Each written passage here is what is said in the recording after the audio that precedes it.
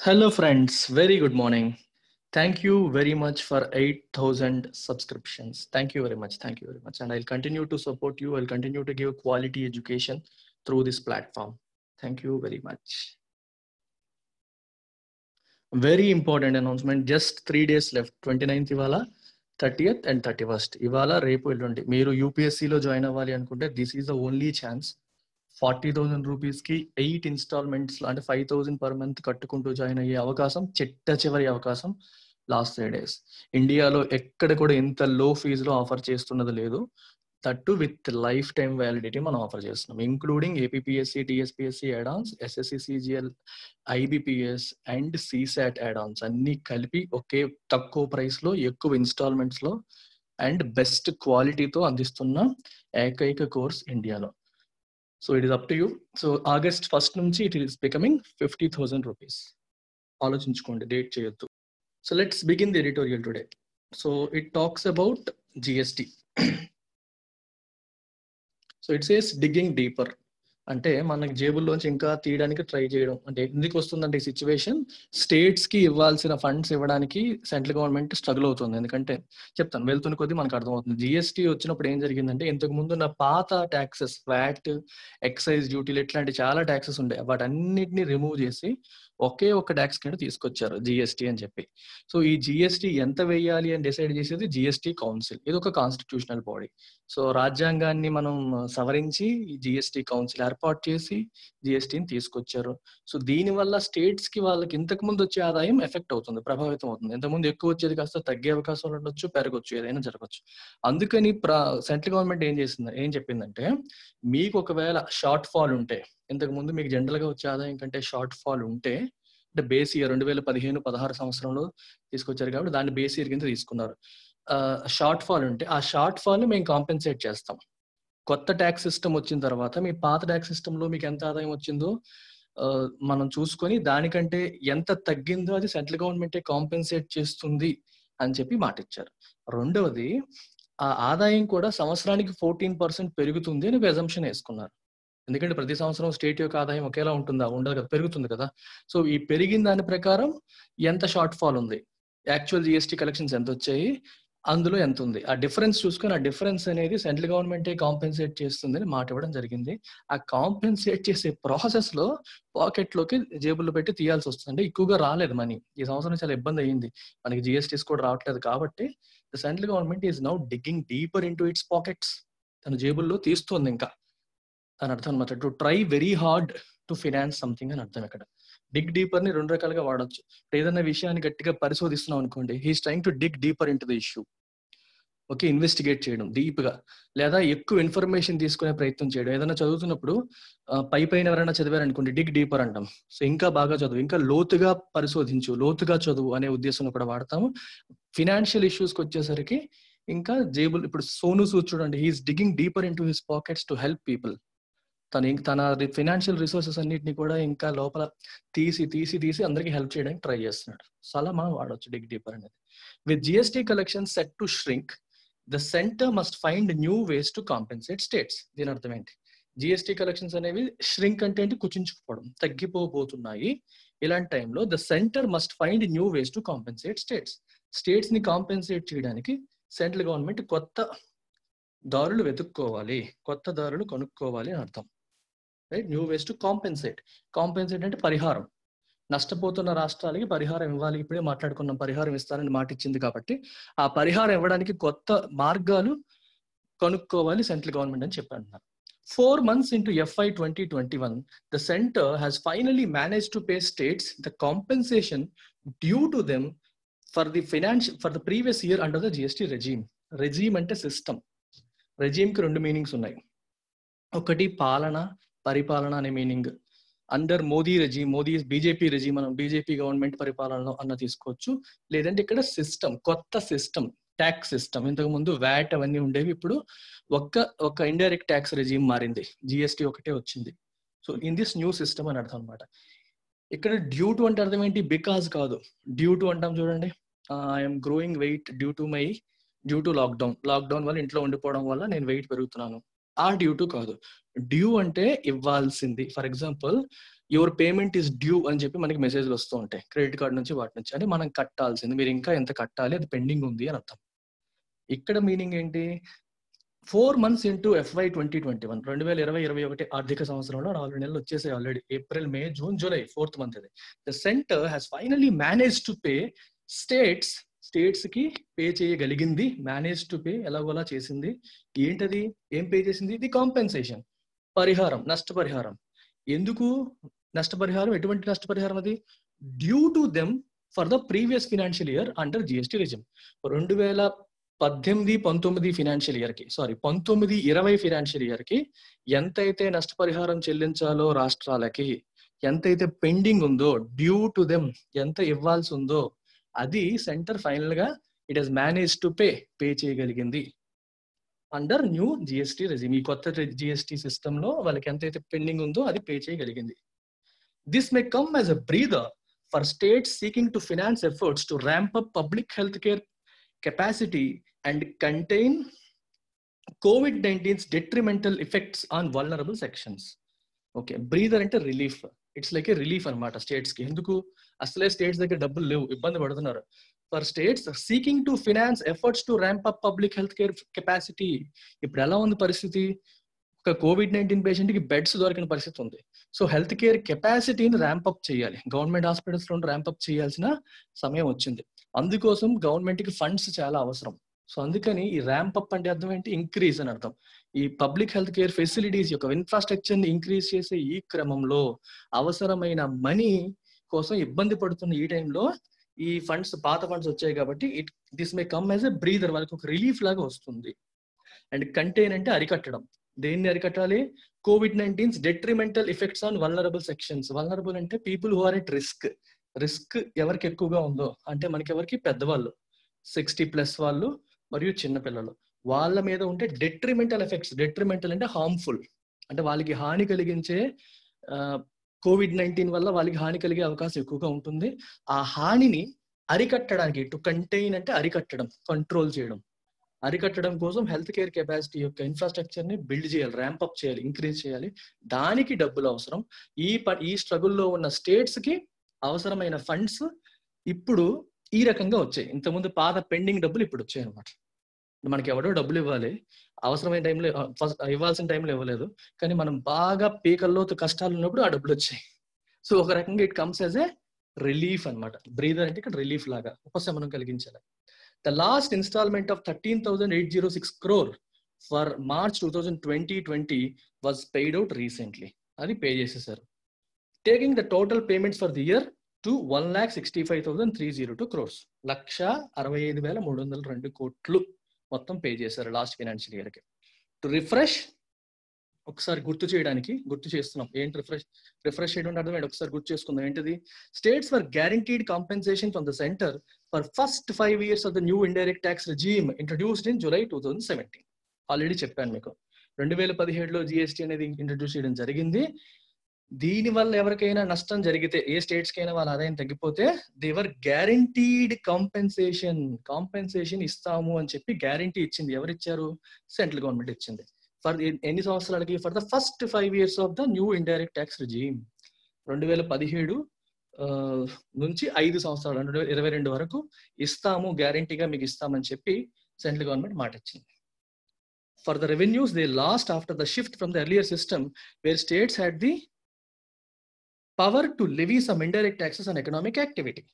అర్థమవుతుందా? ఇంతకుముందు states indirect taxes వేయగలిగేవి, ఇప్పుడు ఆ పవర్ కోల్పోయాయి. కాబట్టి సో దానివల్ల ఎవరైతే లాస్ అవుతున్నారో ఆ లాస్ ని మేము భర్తీ చేస్తాము అని చెప్పి చెప్తుంది. This compensation assumed 14% annual growth rate in a states revenue with 2015-16 as the base year and was to be paid out from a compensation cess levied on top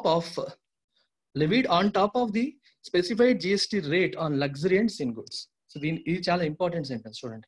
ఇప్పుడు కాంపెన్సేషన్ ఇస్తామని చెప్పింది కదా, అది కూడా 14% యాన్యువల్ గ్రోత్ రేట్ ని assume చేసుకున్నారు. అంటే 2015-16 base rate కింద తీసుకొని, అక్కడ ఇంతకు ముందు వాళ్ళకి ఎంత ఆదాయం ఉందో తీసుకుంటారు, దానికి 14% ఇయర్ అండ్ ఇయర్. అంటే మామూలుగా ఇండైరెక్ట్ ట్యాక్స్ రేట్ ఈ జిఎస్టీ రాకపోయి ఉంటే 14% అయినా పెరుగుతుంది కదా ఆదాయం. జనరల్ గా ఆదాయం పెరుగుతూ ఉంటుంది కదా స్టేట్స్ కి. 14% పెరుగుతూ ఉంటుంది అని చెప్పి అజ్యూమ్ చేసుకుంటారు. ఈ పెరిగిన రేటుకి యాక్చువల్ జిఎస్టీ కలెక్షన్స్ ఎంత ఉన్నాయో చెక్ చేసుకుంటారు. ఎంతైతే పెండింగ్ ఉంటుందో అది సెంట్రల్ గవర్నమెంట్ పే చేస్తుంది కాంపెన్సేషన్ లాగా.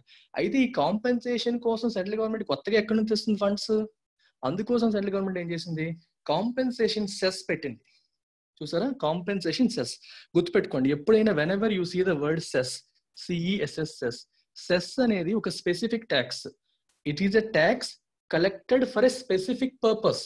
జనరల్ గా ఇప్పుడు మనం జిఎస్టీ కలెక్ట్ చేసినప్పుడు ఈ జిఎస్టీ పలానా పర్పస్ కోసమే వాడాలి అని సెంట్రల్ గవర్నమెంట్ పెట్టుకుంటుందా? ఇన్కమ్ ట్యాక్స్ కలెక్ట్ చేసింది మన ఆదాయం నుంచి, ఇది పలానా పర్పస్ కే వాడాలని ఉండదు. అది it is at the discretion of the central government, దేనికోసమైనా స్పెండ్ చేయొచ్చు. కానీ if they collect cess collect చేస్తే మాత్రం అది ఏ పర్పస్ కో ముందే చెప్పాలి. For example Swachh Bharat cess అని మనం చూసుంటాం. స్వచ్ఛ భారత్ సెస్ అనేది 0.25% ఎంత కరెక్ట్ గా గుర్తులేదు ఉండేది. అంటే స్వచ్ఛ భారత్ సెస్ ద్వారా ఒక 100 కోట్లు కలెక్ట్ చేస్తే that money has to be spent only on Swachh Bharat. Swachh Bharat కి సంబంధించి టాయిలెట్ కన్స్ట్రక్షన్ కానీ లేదా హెల్త్ వర్కర్స్ కి పే చేయడం దానికోసం మాత్రమే స్పెండ్ చేయాలి, వేరే పర్పస్ కి 1 రూపాయి కూడా వాడకూడదు. That is the speciality of cess. అలాగే ఇప్పుడు కాంపెన్సేషన్ సెస్ అంటే అర్థం ఏంటి? ఇది దేని మీద వేశారు? Luxury goods, sin goods. Luxury goods అంటే తెలుసు కదా మనకి, అవి నిత్యావసరాలు కాదు. లగ్జరీ బాగా డబ్బున్నోడు అవసరమైనప్పుడు కొనుక్కునే లగ్జరీ గుడ్స్. సిన్ గుడ్స్ అంటే అర్థం ఏంటి? Goods which are harmful to the society, which are considered harmful to the society. అంటే ఆల్కహాల్, టొబాకో ఇట్లాంటివి. అంటే ఆల్కహాల్, టొబాకో ఇట్లాంటి వాటి మీద వేసిన ఎడిషనల్ సెస్సే ఈ కాంపెన్సేషన్ సెస్. అది నార్మల్ వస్తువుల మీద ఇలా వీటిపైన వేశారు. అంటే మామూలు జిఎస్టీతో పాటు ఎడిషనల్ సెస్ కూడా ఉంటుంది వాటికి. ఈ ఎడిషనల్ సెస్ ద్వారా కలెక్ట్ చేసిన మనీ కాంపెన్సేషన్ ఫండ్ కింద వేరేగా ఉంచుతారు. సో స్టేట్స్ కి అవసరమైనప్పుడు ఈ కాంపెన్సేషన్ సెస్ నుంచి తీసి వాళ్ళకి ఇవ్వాల్సింది ఇచ్చేస్తారు. ఎందుకంటే ఎక్కడైతే షార్ట్ ఫాల్ వస్తుంది, జనరల్ గా వాళ్ళకి రావాల్సిన దానికంటే తక్కువ వస్తే ఆ గ్యాప్ ని ఈ కాంపెన్సేషన్ సెస్ ద్వారా ఇస్తారనమాట, సెంట్రల్ గవర్నమెంట్ ఇస్తుంది. ఇది కాన్సెప్ట్, ఇలా అనుకున్నారు. ఓకే, అందుకే was to be paid out from the compensation cess levied. Levy అంటే charge on top of the specified GST rate. Already GST rate కొంచెం, ఫర్ ఎగ్జాంపుల్ సిగరెట్ల మీద 28% జిఎస్టీ ఉందనుకోండి, on top of it 28% GST plus compensation cess 2 ఉంటాయి దానిపైన. అలా అనమాట. On luxury and sin goods with growth down over the previous fiscal year, even before the pandemic waylaid the economy, the assumptions of the not too distant past are beginning to hurt. ఇప్పుడు ఏమైంది చూడండి, with growth down over the previous fiscal year, even before the pandemic waylaid the economy. waylaid అంటే waylay, WAYLAY. waylay అంటే interrupt అని, stop అని అర్థం. Interrupt అని అర్థం చేసుకోండి. ఎకానమీని ఇంటరప్ట్ చేసింది. నార్మల్ గా వెళ్తున్న ఎకానమీని మధ్యలో వచ్చి ఈ పాండమిక్ ఏం చేసింది, కంప్లీట్ గా ఇంటరప్ట్ చేసింది, ఫ్లోని కట్ చేసింది. ఎందుకంటే ఇప్పుడు నార్మల్ గా ఉండే పరిస్థితి లేదు. పాండమిక్ వల్ల లాక్డౌన్ వచ్చింది, లాక్డౌన్ వల్ల చాలా మందికి ఉద్యోగాలు పోయాయి, లాక్డౌన్ వల్ల ఎకానమీ ఆగిపోయింది, ప్రభుత్వానికి ఆదాయం తగ్గిపోయింది. సో సిస్టమ్ అంతా డిస్రప్ట్ అయిపోయింది. సో దీని వల్ల ఏమైంది, గ్రోత్ తగ్గిపోయింది over previous fiscal year. Last financial year తో కంపేర్ చేసి ఇప్పుడు గ్రోత్ తగ్గిపోయింది. సో దీని వల్ల ఏమవుతుంది, ఇప్పుడు the assumptions of the not too distant past are beginning to hurt. ఇంతకుముందు అజంప్షన్స్ ఏం తీసుకున్నారు, సంవత్సరానికి 14% ఆదాయం పెరుగుతుంది అని ఒక అజంప్షన్ తీసుకున్నారు. అజంప్షన్ తీసుకుని దాని ప్రకారం మాకు ఇవ్వాలి కాంపెన్సేషన్, అంటే కాంపెన్సేషన్ ఇస్తామని చెప్పి central government, state government promise చేసింది. అది ఎప్పుడు, రీసెంట్ గానే 2017లోనే కదా జరిగింది, జిఎస్టీ వచ్చింది. ఆ టైంలోనే ప్రామిస్ చేశారు. అండ్ విత్ ఇన్ 2.5 years లోనే ఇప్పుడు ఈ పాండమిక్ వచ్చి మొత్తం సమీకరణాలన్నీ మారిపోయాయి, ఆదాయం పూర్తిగా తగ్గిపోయింది. ఇప్పుడు సెంట్రల్ గవర్నమెంట్ జుట్టు పీక్కుంటుంది. ఎందుకంటే మాట ఇచ్చాము, గ్యారంటీ చేసాము, సో వాళ్ళకి ఇవ్వాలి. వాళ్ళు ఇప్పుడు ప్రెసెంట్ ఉన్న ఆదాయంతో సంబంధం లేదు, ఇంతకు ముందు ఎంత ఆదాయం ఉందో దాని ప్రకారం గ్యాప్ సెంట్రల్ గవర్నమెంట్ ఫిల్ చేస్తారని మాట ఇచ్చింది, ఇవ్వాలి. అందుకోసం ఇబ్బంది పడుతుంది. అందుకని these assumptions are now beginning to hurt. అవి హర్ట్ చేస్తున్నాయి, ఇబ్బంది పెడుతున్నాయి. The compensation cess under GST last year was almost 70,000 crore less than the payments due to states. రాష్ట్రాలకి పేమెంట్ ఎంతైతే పే చేయాల్సి ఉందో నష్టపరిహారం కింద, సింపుల్ ఎగ్జాంపుల్ మళ్ళీ చెప్తున్నాను, ఒక రాష్ట్రానికి 1,00,000 కోట్లు జిఎస్టీ సిస్టమ్ కాకుండా 1,00,000 కోట్లు, జిఎస్టీ సిస్టమ్ లేకముందు 1,00,000 కోట్లు వచ్చేది అనుకోండి, జిఎస్టీ సిస్టమ్ లో 90,000 కోట్లు వచ్చింది అనుకోండి, ఆ 10,000 కోట్లు స్టేట్ గవర్నమెంట్, సెంట్రల్ గవర్నమెంట్ ఇవ్వాలి, ఇస్తాను అని చెప్పి మాట ఇచ్చింది. ఆ 10,000 కోట్లు ఎక్కడి నుండి తీసుకొస్తుంది సెంట్రల్ గవర్నమెంట్, ఈ కాంపెన్సేషన్ సెస్ నుండి తీసుకొస్తుంది. కాంపెన్సేషన్ సెస్ అంటే అర్థం ఏంటి, సెస్ అంటే అర్థం ఏంటి, ఒక specific tax, A tax levied for a specific purpose. Specific purpose ఏంటి, ఈ షార్ట్ ఫాల్ ఏదన్నా వస్తే దాన్ని ఫండ్ చేయడం కోసం. ఓకే, ఈ కాంపెన్సేషన్ సెస్ దేని మీద వేస్తారు, లగ్జరీ అండ్ సిన్ గుడ్స్ మీద వేస్తారు. సిన్ గుడ్స్ అంటే అర్థం ఏంటి, సొసైటీకి హార్మ్ కలిగించేవి. అంటే మనకి ఆల్కహాల్ కానీ లేకపోతే టొబాకో ప్రొడక్ట్స్ కానీ ఇట్లాంటి వాటి మీద ఇది ఒక్కటే వేస్తారా? జిఎస్టీ కూడా ఉంటుందా? ఉంటుంది. జిఎస్టీ ప్లస్ కాంపెన్సేషన్ సెస్ అనేది అది ఒక్కటే ఎప్పుడు ఉండదు, ఒక ట్యాక్స్ తో పాటు ఉంటుంది. మీకు ఎగ్జాంపుల్ స్వచ్ఛ భారత్ సెస్, అలా అర్థం చేసుకోవాలి. సో ఈ సెస్ ద్వారా కలెక్ట్ చేసిన ఫండ్స్ నుంచే ఈ స్టేట్స్ కి వచ్చే షార్ట్ ఫాల్ ని ఫండ్ చేస్తుంది సెంట్రల్ గవర్నమెంట్. అయితే లాస్ట్ ఇయర్ సెస్ ద్వారా వచ్చిన డబ్బులు ఇటువైపు వీళ్ళకి ఫండ్ చేయాల్సిన డబ్బులు చెక్ చేసుకుంటే 70,000 కోట్లు ఇంకా షార్టేజ్ వచ్చింది. అంటే కాంపెన్సేషన్ సెస్ ద్వారా వచ్చిన మనీ సరిపోలేదు. మరి 70,000 కోట్లు ఎవరు ఇవ్వాలి? సెంట్రల్ గవర్నమెంట్ ఇవ్వాలి. మాట ఇచ్చింది కాబట్టి ఇవ్వాలి. అది సెస్ ద్వారా ఇస్తావా? సెస్ ద్వారా మరి రాలేదు, ఇంకా వేరే రూపంలో ఇవ్వాలి. అది ఎలా తీసుకొస్తుంది అనేది సెంట్రల్ గవర్నమెంట్ యొక్క పెయిన్, స్టేట్ గవర్నమెంట్స్ కి సంబంధం లేదు. మాకు ఇవ్వాలి అని చెప్పి స్టేట్స్ అంటాయి, మాట ఇచ్చారు కాబట్టి. ఇది కదా.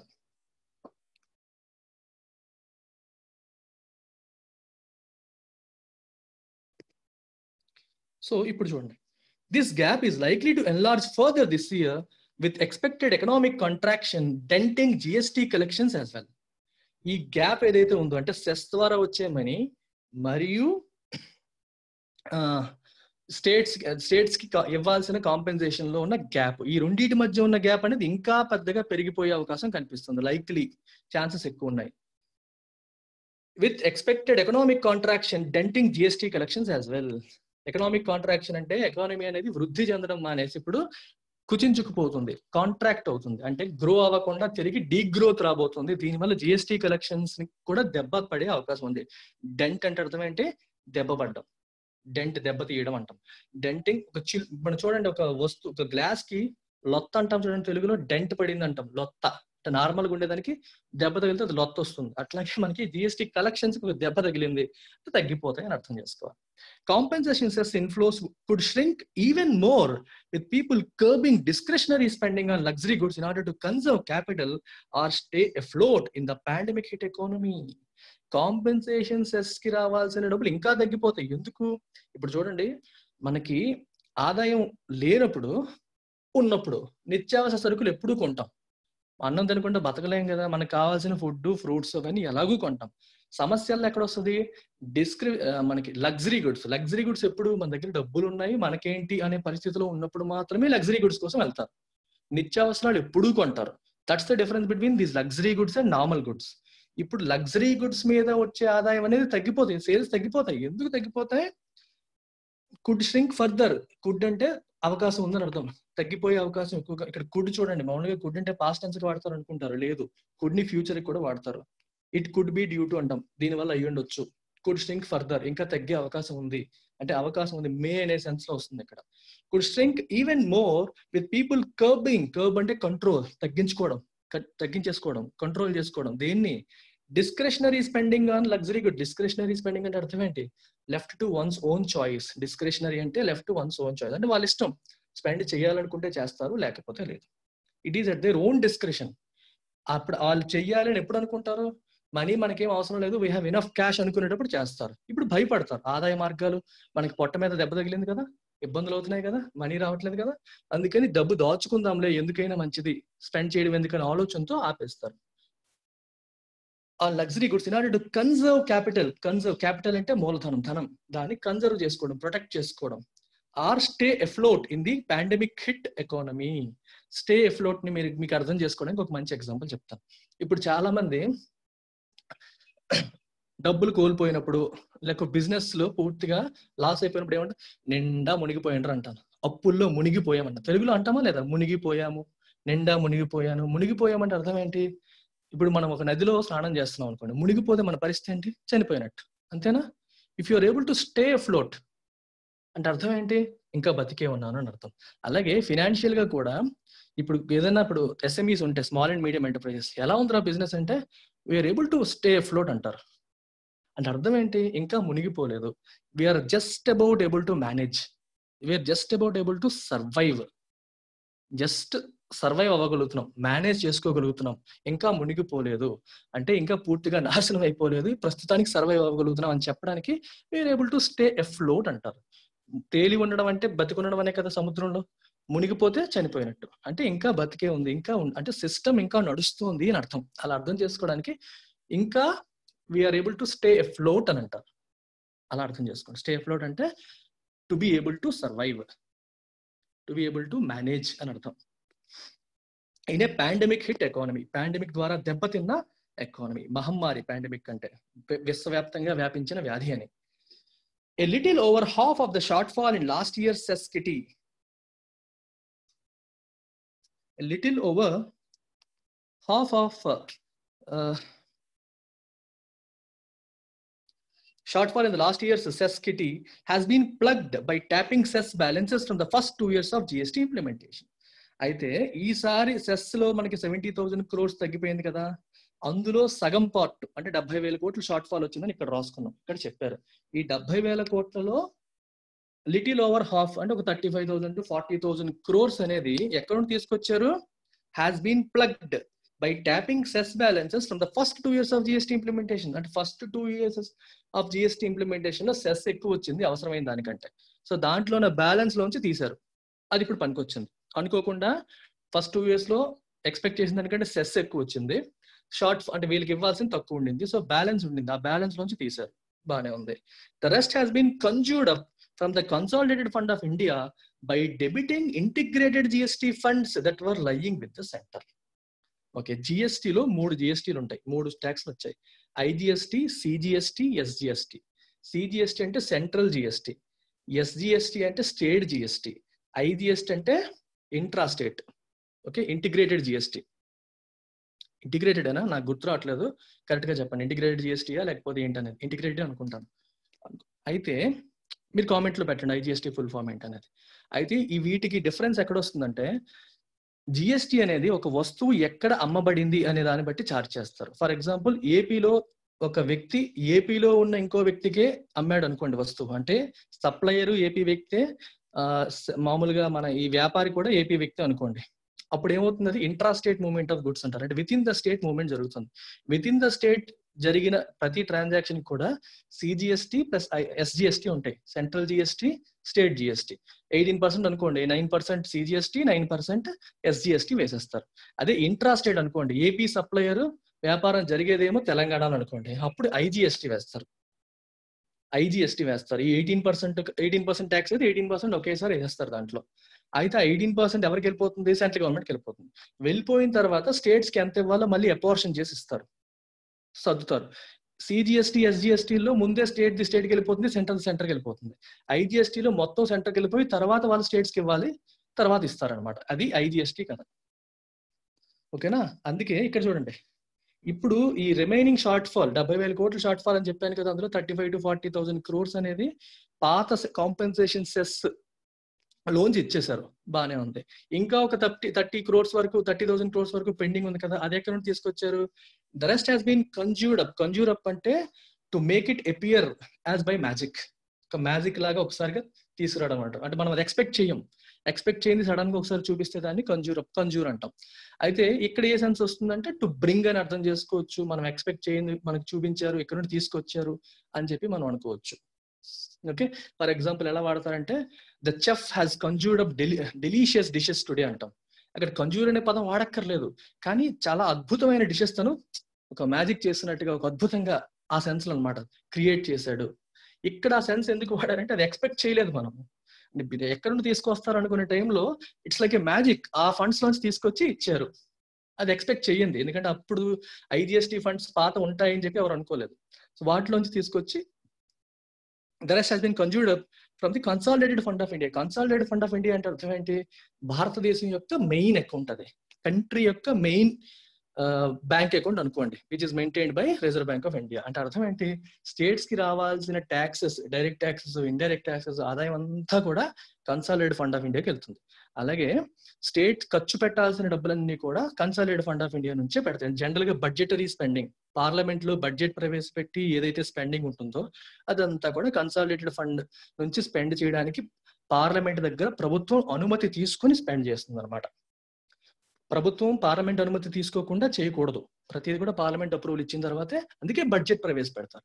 బడ్జెట్ లో ఈ రంగానికి ఎంత అవుతుంది, ఈ రంగానికి ఎంత అవుతుంది అని బిల్లులు ప్రవేశపెట్టి పార్లమెంట్ అనుమతి తీసుకుని చేస్తుంది. అందుకే మన ఇండియాలో executive is responsible to legislature అంటారు. లెజిస్లేచర్ కి వీళ్ళు బాధ్యులు, అకౌంటబుల్ అయి ఉండాలి, ప్రతి రూపాయికి లెక్క చెప్పాలి పార్లమెంట్ కి ప్రభుత్వం అనేది. అర్థమవుతుందా, ఆ రకంగా వెళ్తాం అనమాట. అయితే ఇప్పుడు ఐజిఎస్టీ రండి. Debiting integrated GST funds, integrated రాసిందిగా ఇక్కడ, sorry, integrated GST funds that were lying with the central government తో ఉన్న ఇంటిగ్రేటెడ్ జిఎస్టీ ఐజిఎస్టీ నుంచి డెబిట్ చేశారు. కన్సాలిడేటెడ్ ఫండ్ లో ఉన్నవి. IGST is levied on inter state supply of goods and services and some of this levy collected in 1718. 2 డాష్ల మధ్యలో వచ్చేది additional information. ఇక్కడ ఒక డాష్, ఇక్కడ ఒక డాష్, అది మీరు వదిలేసి చదవచ్చు. 1718 had not yet been allocated to states. మీకు ఇందాకే చెప్పాను, ఐజిఎస్టీలో మళ్ళీ స్టేట్స్ కి అలొకేట్ చేయాలి, అది ఇంకా అలొకేట్ చేయలేదు. ఎప్పటిది? 1718లో, అంటే ఇంప్లిమెంట్ చేసిన మొట్టమొదటి సంవత్సరంలో వచ్చిన ఐజిఎస్టీ ఫండ్స్ కొంత స్టేట్ కి అలొకేట్ చేయాల్సింది ఉండిపోయింది, అది చేయలేదు. అది ఇప్పుడు అనుకోకుండా పనికొచ్చింది. ఎందుకు చేయలేదు చూడండి ఇక్కడ. The first year of GST when systems were still a టాడ్ add hack. అంటే జిఎస్టీ ఇంప్లిమెంట్ చేసిన మొట్టమొదటి సంవత్సరం కాబట్టి ఇంకా ఈ కంపెనీస్ అన్ని ప్లస్ ఇండియా, మన సెంట్రల్ గవర్నమెంట్ ఈ సిస్టమ్స్ సాఫ్ట్వేర్స్ ఏవైతే ఉన్నాయో ఇంకా రెడీ అవ్వలేదు. అవి యాడ్ హాక్ గా ఉన్నాయి. ఆ క్షణానికి యాడ్ హాక్ అంటే, for example add hack report అన్నారు అనుకోండి, అంటే అప్పటికప్పుడు ఆ అవసరానికి తగ్గట్టు, done for a specific purpose. Okay, done for ఆ టైంకి, ఆ సందర్భానికి మేనేజ్ చేసుకుంటూ వెళ్ళాలని యాడ్ హాక్ గా మేనేజ్ చేస్తున్నాం అంటాం. అప్పటికి ఏదో అవసరం అది చేస్తున్నాం. కంప్లీట్ గా సిస్టమ్ రెడీ అవ్వాలి. ట్యాడ్ అంటే లిటిల్ బిట్, సమ్ వాట్ అని అర్థం.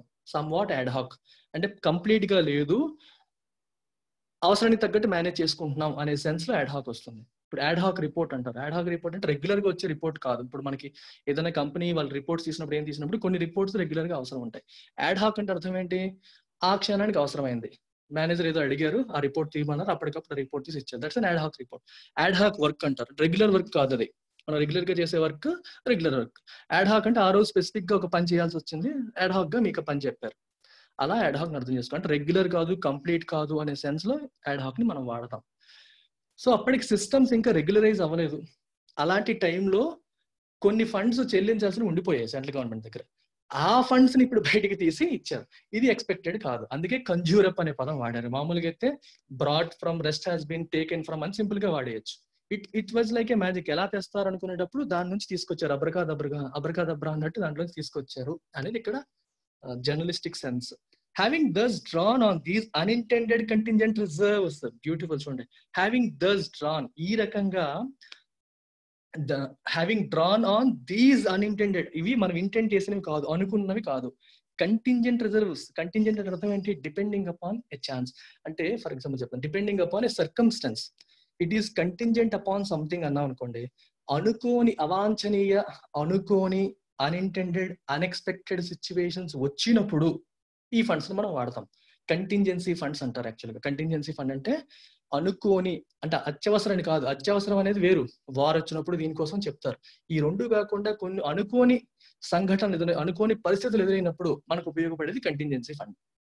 అంటే అన్ఫోర్సీన్ సర్కమ్స్టాన్సెస్, మనం ఎక్స్పెక్ట్ చెయ్యని సర్కమ్స్టాన్సెస్ కి ఈ ఫండ్స్ వాడతారు.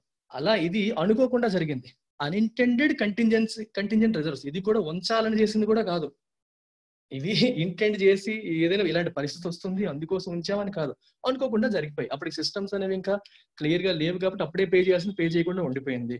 రెండవది మనకి ఫస్ట్ 2 years లో కాంపెన్సేషన్ సెస్ లో కొంచెం సర్ప్లస్ ఫండ్స్ ఉన్నాయి. ఆ రకంగా ఈసారికి మేనేజ్ చేసేసారు. Okay, paying compensation to states this year is going to be even more daunting for the centre. Last year కి ఇలా మేనేజ్ చేస్తారు.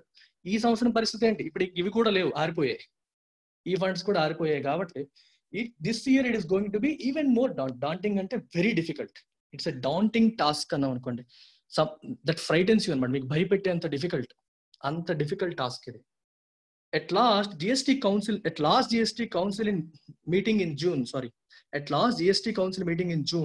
Finance Minister Nirmala Sitharaman had said the council would convene again in July just to discuss the possible alternatives to deal with this particular conundrum. కొనండ్రం అంటే చిక్కుముడి, difficult situation. ఒక difficult question కి మన answer దొరకని ఒక difficult situation. ఇప్పుడు ఎలా handle చేయాలి? ఇప్పుడు ఫండ్స్ లేవు, పాత జిఎస్టీ ఫండ్స్, పాత ఐజిఎస్టీ ఫండ్స్ లేవు, కాంపెన్సేషన్ ఇంత ముందు మిగిలింది లేదు. సో ఎలాంటి కొనండ్రం, ఎలాంటి చిక్కుముడిని ఎలా విప్పాలి అని చెప్పి GST council meeting, last meeting June లో జరిగింది. ఆ మీటింగ్ లో నిర్మలా సీతారామన్ ఏం చెప్పారంటే, జూలైలో మళ్ళీ కూర్చుందాం, ఇంకోసారి కూర్చొని దీన్ని ఎలా డీల్ చేయాలో ఆలోచిద్దాము, ఈ చిక్కుముడిని ఎలా విప్పాలి, ఈ ప్రాబ్లమ్ ఎలా సాల్వ్ చేయాలని ఆలోచిద్దాము అని చెప్పి సీతారామన్ గారు అన్నారు. The chief solution officials have been flushing out The chief solution, సరిగ్గా చదవాలి, the chief solution officials have been fleshing out is for the center to raise special loans against future GST cess accruals in order to help meet its compensation promise to states. Main solution ఏమనుకుంటున్నారు officials? ఇక్కడ చూడండి, the chief solution officials అని చదవకూడదు. The chief solution, the main solution officials have been flushing out is for, officials అందరూ తయారు చేస్తున్నారు, adding more data, ఒక solution తయారు చేస్తున్నారు. సొల్యూషన్ తయారు చేయడం అంటే అర్థం ఏంటి? ఎలా ఒక ప్లాన్ వేస్తున్నారు, ఏ రకంగా దీన్ని కాంపెన్సేట్ చేయాలి. ఫ్లష్ అవుట్ అంటే to add more details to make it complete. ఇంకా సొల్యూషన్ రెడీ అవ్వాలా, ఇలా చేద్దాం అలా చేద్దామని ఇంకా వాళ్ళు they're putting giving more information, చెక్కుతున్నారు ఇంకా సొల్యూషన్ ని. అది ఏ రకంగా చేద్దాం అనుకుంటున్నారు? Is for the centre to raise special loans raise చేసి లోన్స్ తీసుకొని ఇద్దాము అని. Against what? Future compensation, future GST cess accruals. అర్థమవుతుందా? ఎలా ఈ సంవత్సరం తగ్గిపోయింది, ఓకే ఒప్పుకుంటాం. ప్రతి సంవత్సరం పాండమిక్ ఉండదు కదా, నెక్స్ట్ ఇయర్ మళ్ళీ నార్మల్ అయిపోతుంది కదా, నార్మల్ అయిపోయేటప్పుడు మళ్ళీ మనకి కాంపెన్సేషన్ సెస్ వస్తుంది కదా, సెస్ లోకి మనీ వస్తాయి కదా. అక్రూవల్స్ అని అర్థం ఏంటి? మనీ యాడ్ అవ్వడం. అక్రూవల్స్ అంటే మనకి అలా యాడ్ అవుతూ ఉండడం అనమాట. అలా యాడ్ అవుతున్న మనీని కొలేటరల్గా పెట్టి, దాన్ని హామీగా పెట్టి, ఎగ్నెస్ట్ దట్ మనం ఒక లోన్ తీసుకుందాం, ఆ లోన్ ద్వారా స్టేట్స్ కి కాంపెన్సేట్ చేద్దామని చెప్పి ఒక సొల్యూషన్ అనుకుంటున్నారు. అర్థమవుతుందా? ఫ్యూచర్ లో ఎలాగో మనీ వస్తుంది, ఈ సంవత్సరం లేదు, నెక్స్ట్ ఇయర్ వస్తుంది, వాటిలోంచి తిరిగి ఇచ్చేద్దాం, అప్పుడు స్టేట్స్ కి ఇవ్వాల్సింది ఇస్తాం, ఇంకా ఎక్స్ట్రా మిగిలిన దాంతో ఈ లోన్ క్లియర్ చేసేసుకోవచ్చు అని ఒక సొల్యూషన్ ఆలోచిస్తున్నారు. There is no sign of that meeting be schedule yet. 29వ తారీఖు వచ్చేసింది, ఇప్పటి వరకు ఆ మీటింగ్ గురించి డిస్కషన్ లేదు. జూలైలో చేద్దాం అనుకున్నారు కానీ చేయలేదు. That the pandemic's economic havoc has thrown up multiple challenges for North Block mandarins is understandable. ఇదంతా ఒకటే క్లాజ్, ఇదంతా ఒక సబ్జెక్ట్ లాగా ప్రవర్తించింది. ఇక్కడ చూసారా? That the pandemic's economic havoc. Economic havoc అంటే అర్థం ఏంటి? హ్యావోక్ అంటే వైడ్ స్ప్రెడ్ డిస్ట్రక్షన్. మీకు ఎక్కువగా ఈ పదం ఎక్కడ వాడతారంటే, ఏదైనా ప్రకృతి వైపరీత్యాలు వచ్చినప్పుడు తిత్లీ తుఫాన్ రెక్డ్ హ్యావోక్ ఇన్ నార్దర్న్ ఆంధ్రప్రదేశ్ అంటాం. రెక్ హ్యావోక్ అంటే పూర్తి విధ్వంసాన్ని సృష్టించింది అంటాం. రెక్, WREAK, రెక్ హ్యావక్. హ్యావక్ అంటే వైడ్ స్ప్రెడ్ డిస్ట్రక్షన్, అలా అర్థం చేసుకోండి. ఇక్కడ ఎకనామిక్ హ్యావక్ అంటే ఆర్థికంగా విధ్వంసం, వైడ్ స్ప్రెడ్ డిస్ట్రక్షన్ జరిగింది. దేనివల్ల? పాండమిక్ వల్ల. Pandemic's economic havoc has thrown up multiple challenges ని మన విసిరింది. ఎవరికి? North block mandarins. దీన్ని అర్థం చేసుకోండి. నార్త్ బ్లాక్ మ్యాండరిన్స్ అంటే simple thing, secretariat, central secretariat లో నార్త్ బ్లాక్ లో ఫినాన్స్ మినిస్ట్రీ కూర్చుంటుంది. సెక్రటేరియట్ లో బ్లాక్స్ ఉంటాయి, నార్త్, సౌత్, ఈస్ట్, వెస్ట్. అందులో నార్త్ బ్లాక్ లో మినిస్ట్రీ ఆఫ్ ఫినాన్స్ అఫీషియల్స్ కూర్చుంటారు. ఇక్కడ మ్యాండరిన్ అంటే అర్థం ఏంటి? A powerful official, a powerful government official ని మ్యాండరిన్స్ అని అంటారు. జర్నలిజం లో వాడుతుంటారు ఈ పదం.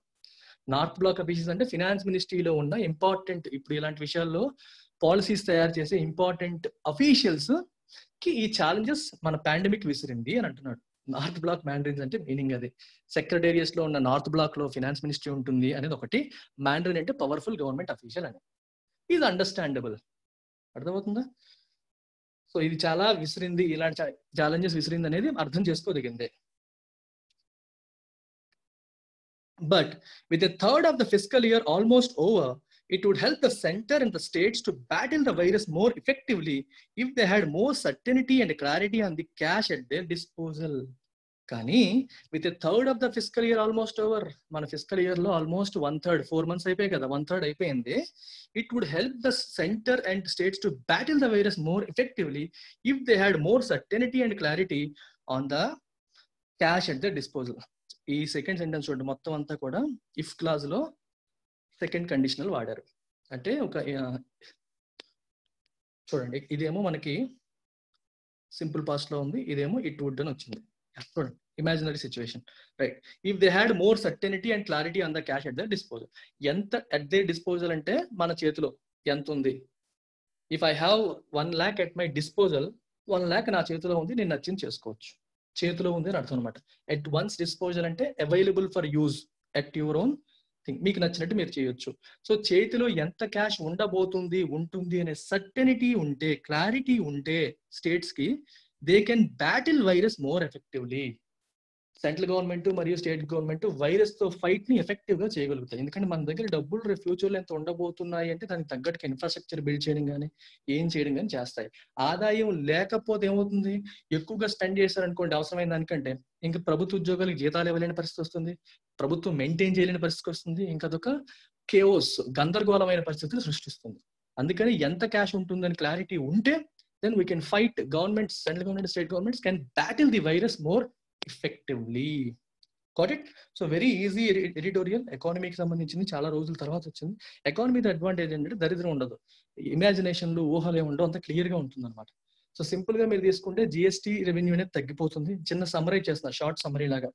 దీని ఒక ఓవరాల్ సమ్మరీ ఏంటంటే 2019-20 సంవత్సరానికి సంబంధించి పెండింగ్ జిఎస్టీ పేమెంట్స్ ఏవైతే ఉన్నాయో సెంట్రల్ గవర్నమెంట్ పే చేసేసింది. ఎలా పే చేసింది?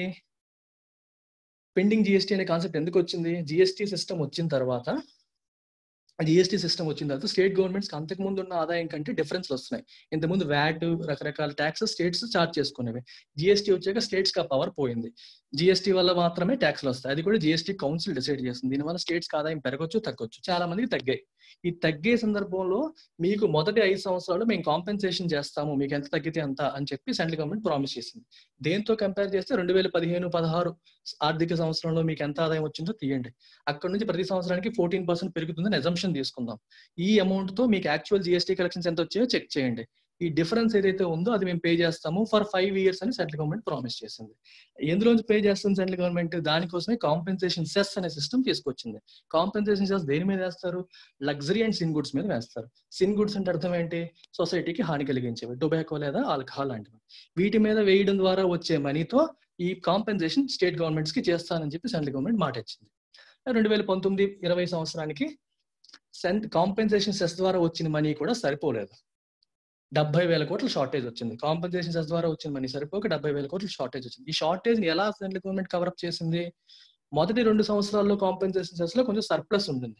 ఆ సర్ప్లస్ లోంచి ఒక 35,000-40,000 crores తీసుకొచ్చి ఇచ్చేసింది. ఇంకా సరిపోని మనీ, ఇంకా మిగిలిన మనీ ఎలా తీసుకొచ్చింది? ఐజిఎస్టీ ఫండ్స్ 2017-18 సంవత్సరంలో ఐజిఎస్టీ అంటే అర్థం ఏంటి? ఇంటిగ్రేటెడ్ జిఎస్టీ అంటే అర్థం ఏంటి? Inter state movement. ఒక రాష్ట్రంలో పండించిన లేదా సప్లై చేయబడిన వస్తువులు ఇంకో రాష్ట్రంలో అమ్మారనుకోండి, ఇంటర్ స్టేట్, ఒక రాష్ట్రానికి ఇంకో రాష్ట్రానికి మూవ్మెంట్ జరుగుతుంది. ఇలాంటి వాటి మీద సిజిఎస్టీ, ఎస్జిఎస్టీ వేయకుండా ఐజిఎస్టీ వేస్తారు, ఇంటిగ్రేటెడ్ జిఎస్టీ వేస్తారు. ఇది డైరెక్ట్ గా సెంట్రల్ గవర్నమెంట్కి వెళ్ళిపోతుంది. అయితే దీంట్లో కొంత భాగం స్టేట్ కి ఇవ్వాలి.